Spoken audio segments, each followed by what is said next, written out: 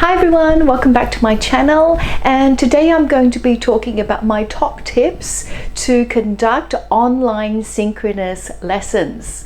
Because the coronavirus has really spread around Asia and the world pretty rapidly, some schools in Asia, for example in Hong Kong and in China, have actually been closed. So many teachers are conducting lessons online, sometimes synchronous and sometimes asynchronous. So if you'd like to hear my top tips and thoughts about how to conduct online synchronous lessons, then please keep on watching. And please don't forget to subscribe to my channel and hit that notification bell underneath if you want to hear when I release videos.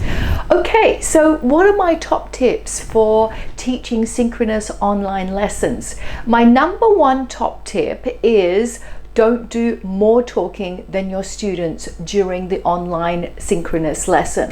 That means that you're not going to be lecturing for the whole entire lesson, but you're going to give your students opportunities to discuss and to be able to collaborate as well, which leads me to my number two top tip, which is really try to provide opportunities for your students in lessons to be able to collaborate and to be able to discuss the topics within their groups. I think it's very important that every student in your online synchronous class has a voice and has an opportunity to be able to contribute and also articulate their understandings. And there are lots of different ways to be able to do that. So we can either ask our students to share a Flipgrid and they can videotape their responses to each other and give each other feedback.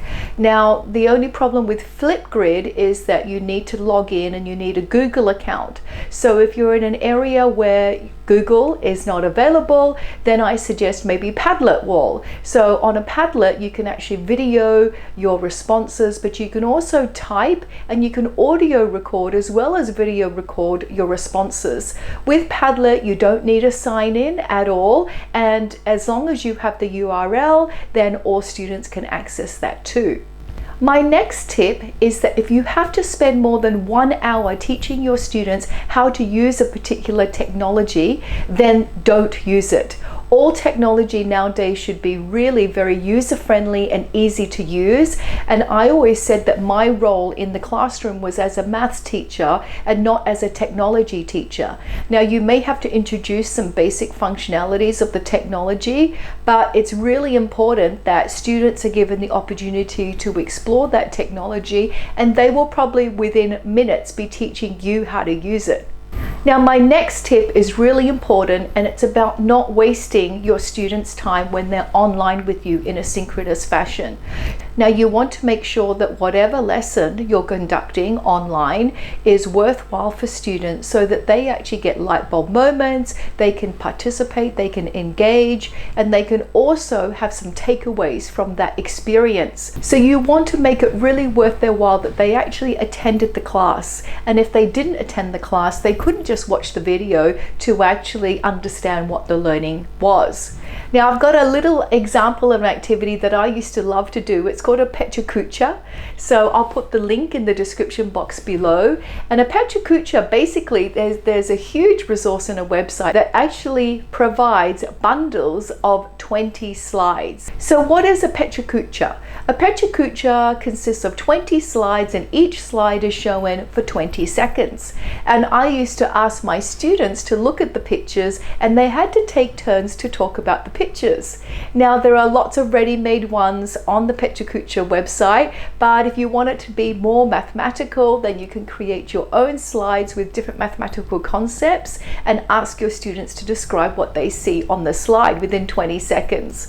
This was a great energy booster in my lessons, and students actually loved engaging in the Pedagogy. I've just tried to outline probably some of the main principles, guiding principles that you can think about when you're planning any kind of lesson.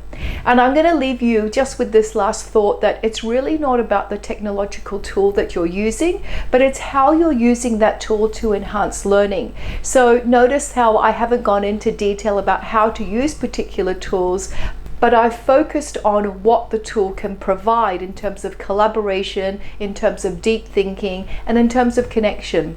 So thank you so much for watching, and I hope you see you next time. Stay safe, everyone. Bye.